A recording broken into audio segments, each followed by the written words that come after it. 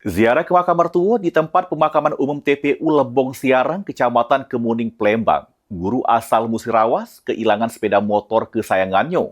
Akibat peristiwa tersebut, korban datangi SPKT Polrestabes bikin laporan polisi. Inilah rekaman kamera pengawas detik-detik aksi kawanan pelaku curanmor berhasil nggasak sepeda motor punya peziarah yang terparkir di jabo tempat pemakaman umum TPU Lebong Siarang, Kecamatan Kemuning, Palembang. Akibat peristiwa tersebut, korban diketahui bernama Aditya Dayunopiansa, guru asal Musirawas, mendatangi sentra pelayanan kepolisian terpadu SPKT Polrestabes Palembang.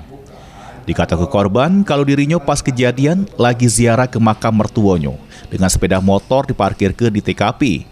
Tapi sesudah selesai ziarah, selik motor Honda Beat nomor polisi BG 5921 GAH sudah mendak kati lagi. Kejadian sekitar jam 7.30 ya kan. Sebelum itu kan dari rumah itu sudah diniatkan untuk ziarah makam mertua, ini istri saya. Jadi setelah mungkin nggak lama itu dari ziarah itu, kejadiannya juga cepat dan pas mau pulang ternyata motornya sudah nggak ada. Laporan sudah diterima petugas SPKT, selanjutnya ditindaklanjuti Satreskrim Polrestabes Palembang. Heru Wahyudi, PAL TV.